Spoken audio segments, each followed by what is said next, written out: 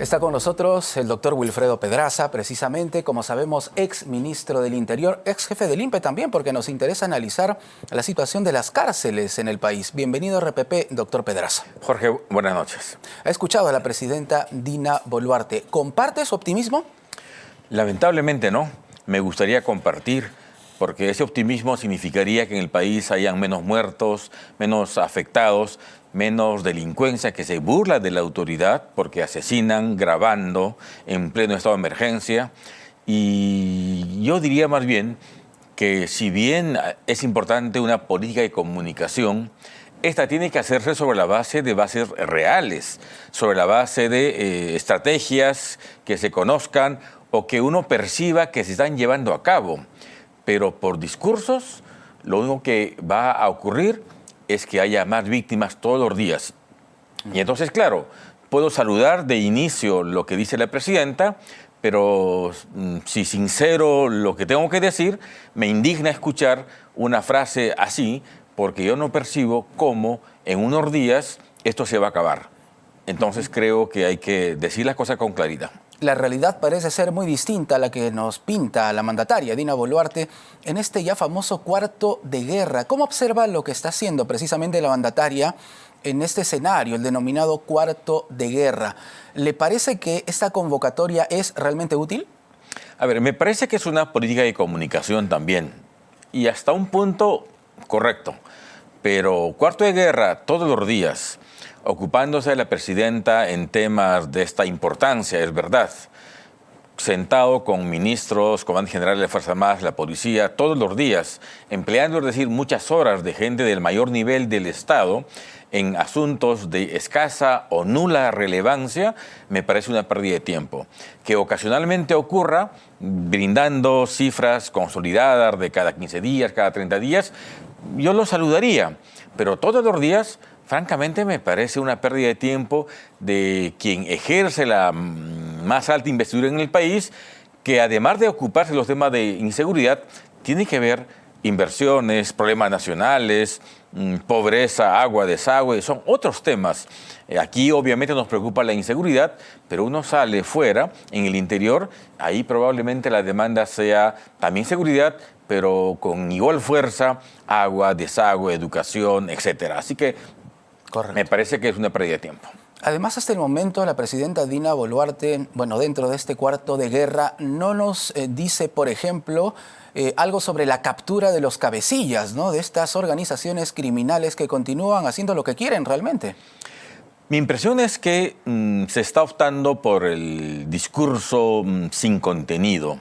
Sala de guerra, estado de emergencia, militares, policías en la calle, traslado de internos a Chayapalca, como recetas que van a terminar con la delincuencia tan ávida en este momento. Y la verdad es que eso no la va a afectar en lo más absoluto. La receta es hiperconocida y no veo que se trabaje con la amplitud que demanda una situación como hoy. Y la receta es inteligencia, inteligencia y más inteligencia. Yo aplaudiría que los recursos que se usan para movilizar militares y policías en la calle en un estado de emergencia, que cuestan 20 o 30 millones de soles por mes, se apliquen a trabajo de inteligencia, se capacite, se compre equipamiento, se adquieran vehículos, se adquiera tecnología para hacer aquello que sí es útil en la lucha contra la delincuencia, la inteligencia. Y eso no veo. De hecho, la policía seguramente hace su esfuerzo, pero en un contexto de esta magnitud, los esfuerzos ordinarios no se ven, no tienen ningún impacto. Y por tanto, la policía tiene que hacer un mayor esfuerzo, crear grandes unidades de inteligencia en esta materia, meterle mucho dinero, tecnología, recursos, y solo así podríamos, ni siquiera digo unas semanas, quizás en 2, 3, 4, 5 meses, ver reducir este flagelo que el país vive. Por eso lo que la presidenta dice es francamente una afrenta a las víctimas y a la ciudadanía que con expectativa espera que su gobierno le resuelva, por lo menos parcialmente, el problema que todos vemos hoy. Sí, definitivamente. Doctor Pedraza, usted ha sido jefe del INPE. La presidenta está proponiendo también el traslado, por ejemplo, de los cabecillas ya capturados, ¿correcto?, desde Lurigancho hasta Chayapalca, en Tacna. El gran problema es que hace unas horas hemos conocido que algún reo, bueno, mandó poner una antena satelital, nada más ni nada menos que en el penal de Chayapalca. Entonces, ¿cuán efectiva puede ser esta medida? O en todo caso, ¿qué se puede hacer para modernizar los establecimientos penitenciarios del país? Quisiera comenzar diciendo que probablemente el sector público de más compleja administración sea el sistema carcelario. Hacinamiento, mala infraestructura, sin presupuestos. En esa línea, me parece muy bien que los líderes de la delincuencia vayan a Chayapalca u otros penales de alta seguridad. Hasta ahí bien. Mientras más lejos, mejor. Correcto. Pero que esa sea una nueva política, la verdad, se ha hecho siempre. Que eso sea, que se acentúe hoy, me parece fantástico. Que eso va a resolver la inseguridad de nuestro país, falso absolutamente. ¿Por qué? Capturan un líder y obviamente ese líder es reemplazado inmediatamente por la gente que está en libertad. O ese líder sigue delinquiendo desde el penal. Por tanto, la captura de líderes no supone la desaparición de las bandas. Una banda se extingue cuando se captura al mayor número de integrantes. Y eso es posible con una acción policial decidida, con inteligencia previa, que no lo veo en la magnitud que hoy necesitamos. Por tanto, aplaudo lo que vienen haciendo. Los traslados son importantes, pero que ese es solo un elemento de muchos, sin la menor duda. Que eso solo resuelve la inseguridad, eso Claro. es una falsedad enorme. Y precisamente, ¿qué le parece si escuchamos a continuación unas declaraciones importantes en este contexto de Gabriel Yaque, que es el jefe del INPE, porque él continúa sosteniendo que al menos desde los penales no se generan los actos de extorsión? Va a ser importante escucharlo y analizar sus declaraciones. Vamos con las palabras del jefe. Nosotros rechazamos que la mayoría de actos delictivos que ocurren en la calle se organicen desde los penales. Y así lo confirma la Policía Nacional, con el trabajo conjunto que hace el INPE y la policía. Hemos ingresado a este penal anteanoche, 2.500 policías, no armas de fuego, no celulares, hemos encontrado sustancias prohibidas, no lo negamos, las hemos mostrado, las hemos puesto a disposición del Ministerio Público para las investigaciones del caso. La presidenta ha hecho referencia a los cabecillas de organizaciones. Siempre habrá espacio en cualquier penal, aun cuando esté hacinado, para recibir a uno más. Ese es nuestro mensaje. Si es necesario en Chayapalca, si su capacidad es determinada, pero hay que ingresar a más internos, ingresarán y adoptaremos las medidas que sean necesarias para la contención de los mismos.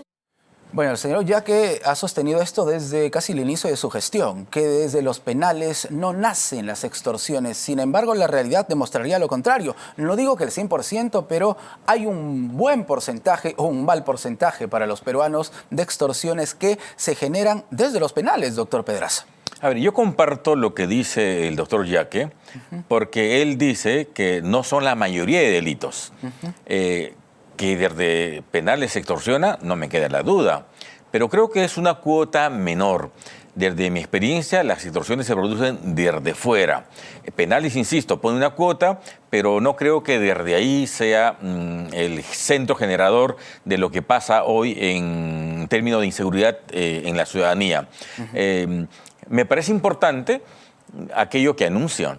Requisas permanentes con policía, con fiscales. Se ha hecho siempre, pero en este tiempo, si el sistema carcelario quiere aportar a la inseguridad, el sistema de requisas tiene que ser mucho más constante que en un periodo ordinario.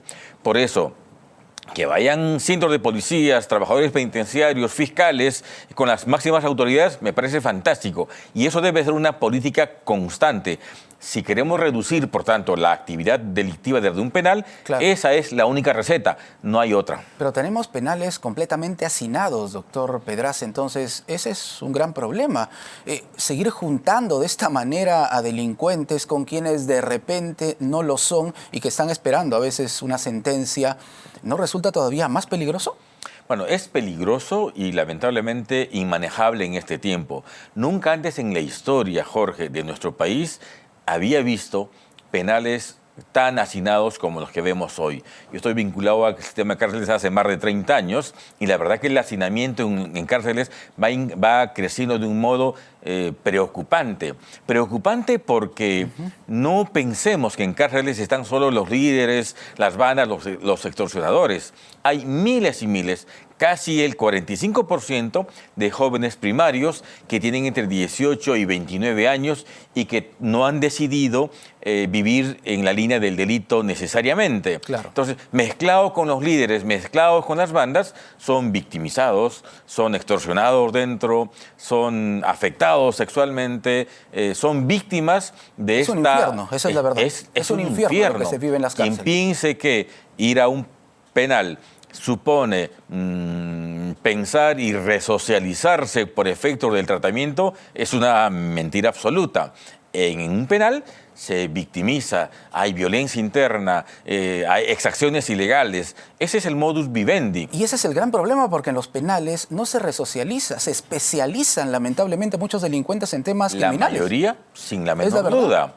Y por eso la importancia de construir penales, no solo para la gente de máxima que se necesita, sin la menor duda, sino también para los jóvenes primarios, para que exista una separación razonable. Hoy existe separación muy poco.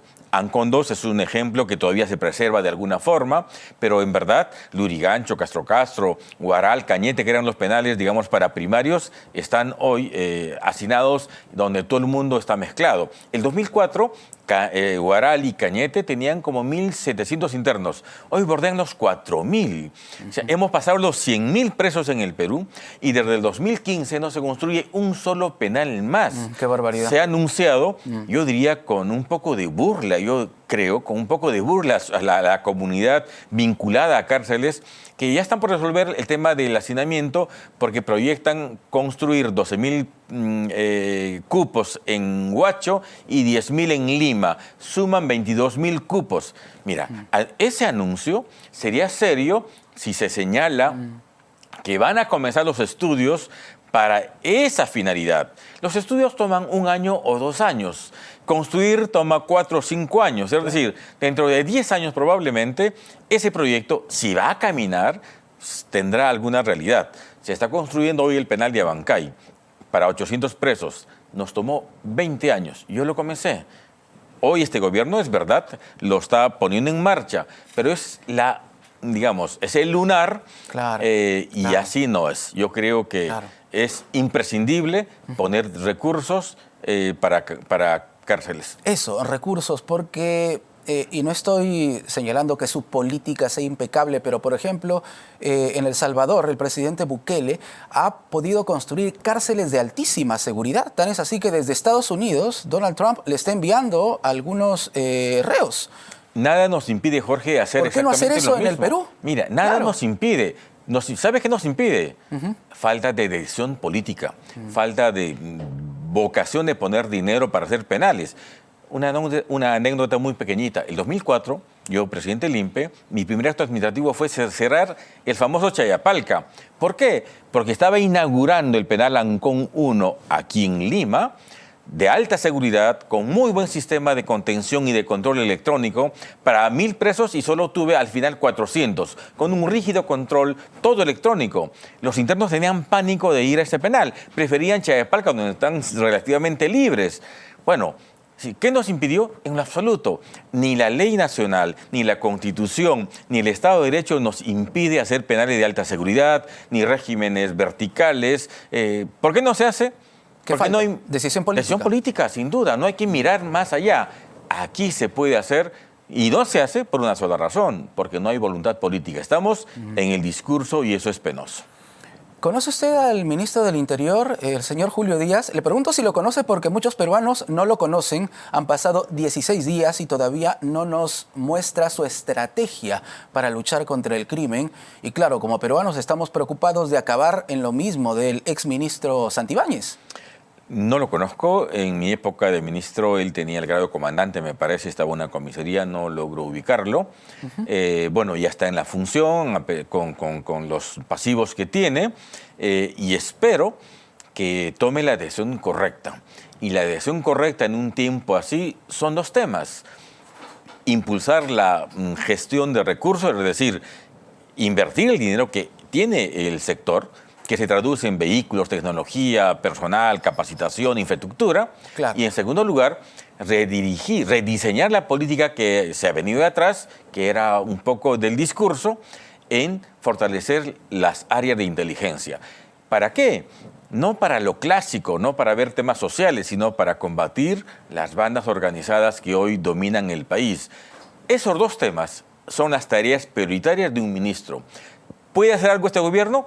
Yo no tengo la menor duda. Puede sentar las bases. Si este gobierno decidiera meterle la plata para tema de inteligencia, estoy seguro que en 4 meses iría mostrando un rostro totalmente distinto de manera progresiva. De manera que cuando se vaya con el rostro en alto. Pero hoy lo que estamos viendo son discursos, en términos de lenguaje canero, es puro floro, y eso la verdad preocupa, porque el discurso se traduce en más víctimas en la ciudadanía. Y lo peor es que el ministro, reitero, no sale a hablar, no nos presenta su estrategia, pero sí hemos escuchado a la presidenta Dina Boluarte, que ha criticado a los exministros del Interior. Ha dicho que ahora la cuestionan, la critican, que ella ha heredado un problema de anteriores gestiones. ¿Se siente aludido, doctor Pedraza? En lo absoluto, probablemente desde el 2015 para adelante, pero durante la gestión del expresidente Humala, hay que decirlo, compramos 4.100 patrulleros, 4.100, nunca antes en la historia se había comprado tanto, 4.500 motocicletas, cambiamos la red de radiocomunicación de la policía, inauguramos la central 105 para 40.000 llamadas, compramos sistemas de identificación tetradactilar, sistemas de identificación balística, formamos 40.000 nuevos policías, les incrementamos la remuneración entre 100 al 200%, es decir, todo un paquete grande que, claro, de haberse continuado en el 2016 para adelante, seguramente hoy la situación fuera otra. Desgraciadamente, no solamente no se continuó, sino que se abandonó todo aquello que se venía haciendo. Yo dejé en cartera proyectos de inversión aprobados por 1.500 millones de soles, que es lo que habíamos invertido en ese periodo. Entonces, claro, hoy, con la inestabilidad política, la verdad es que lo que estamos viendo es muy poco esfuerzo en combatir seriamente la inseguridad. Y poca inversión también. Poquísima Y inversión. dinero existe. Claro. Lo que no hay es capacidad de gasto. Lo que no hay es... política, lo que hablábamos. Y algo importante, generar proyectos de inversión en el sector interior supone contratar un gran equipo de técnicos especializados, pagarles bien. No te da para la foto, es verdad, pero un ministro responsable tiene que generar recursos, porque claro, yo en mi domicilio puedo tomar dinero y comprar lo que desee. Con el dinero público no se puede. Hay que hacer proyectos de inversión cuya maduración toma tiempo, buscar recursos, licitarlos, construirlos o comprar, y eso toma tiempo. Y a veces los políticos quieren la foto inmediata. La foto del momento. Y eso es un gran problema. Doctor Pedraza, tenemos un par de minutos para hablar de la situación de Ollanta Humala, el expresidente, de Nadine Heredia, su esposa, porque usted es abogado, ¿correcto? De ellos, y estamos a punto ya de conocer la sentencia, la decisión del Poder Judicial este próximo 15 de abril. ¿Qué espera en todo caso del colegiado? Bueno, técnicamente el día de hoy se ha llevado a cabo la última audiencia de ese juicio que ha durado 3 años y 3 meses aproximadamente. Un juicio oral donde hemos actuado múltiples pruebas, escuchado testimonios de locales, de nacionales, gente de Odebrecht. Y desde la defensa, objetivamente, encontramos que la Fiscalía no ha podido remontar el derecho que tiene el señor Humala y las personas investigadas ahí a la presunción de inocencia. Es decir, nunca se ha podido probar que Venezuela haya enviado dinero para la campaña 2006, no se ha podido verificar con otra información complementaria el dicho de Barata de que a la campaña de 2011 él entregó dinero aquí en el Brasil, de manera tal que si se trata de un asunto procesal por tema de prueba, ellos tendrían y deberían ser absueltos. Yo espero que el colegiado, que hay que decirlo, ha conducido con bastante responsabilidad e idoneidad el juicio oral, mantengan ese profesionalismo que han mostrado en este tiempo, tomando una decisión correcta. Y la decisión correcta es obviamente la absolución. Ese punto es importante. Entonces, dentro de todo, tanto usted como el expresidente Ollantaytamala están conformes con la actuación del colegiado hasta el momento. Bueno, es mi opinión, digamos, profesional, técnica, a diferencia de lo que vimos en la etapa anterior con un juez muy conocido, pero poco riguroso, cuyas decisiones absolutamente todas las trajeron abajo y que, sin embargo, claro, dictó prisión preventiva contra el señor Humala, le incaudaron la casa, todas las medidas que luego fueron revocadas por las instancias superiores. Hoy hemos visto un manejo mucho más profesional, con criterio, con conocimiento, y por eso yo espero que ese profesionalismo se mantenga en el momento de evaluar la prueba. Esto no es un tema político, comenzó así, aquí se evalúa la prueba, no hay prueba directa, hay prueba indiciaria, dice la Fiscalía, pero la prueba indiciaria tiene que ser homogénea y plural. Y aquí, la verdad, no hay prueba ni homogénea ni plural, sino más bien indicios absolutamente contradictorios, por lo menos respecto en el dicho de Barata. Finalmente, le ruego una respuesta bien cortita. ¿Cómo se encuentra el expresidente Ollantaytamala? Hay que recordar que ya ha sido condenado un expresidente, Alejandro Toledo. ¿Cómo se encuentra él? Pero por un caso absolutamente distinto, porque en el caso de Toledo sí hay una ruta de dinero claramente establecida. En este caso no hay ruta ni nada que se le parezca. Él está tranquilo, confía en la justicia. Hay que recordar que cuando le dictaron prisión preventiva, él y su señora dejaron a 3 niños en casa de 14, 13 y 5 años de edad y se entregaron a la justicia. Hoy no habrá necesidad de eso, espero, porque hoy esperamos, sobre la base de la prueba, una adhesión correcta, y esa adhesión correcta debe ser una absolución. Muy bien, vamos a estar atentos. Gracias, doctor Pedraza. A usted, Jorge. El doctor Wilfredo Pedraza con nosotros aquí en Prueba de Fuego. Volvemos con mucho más.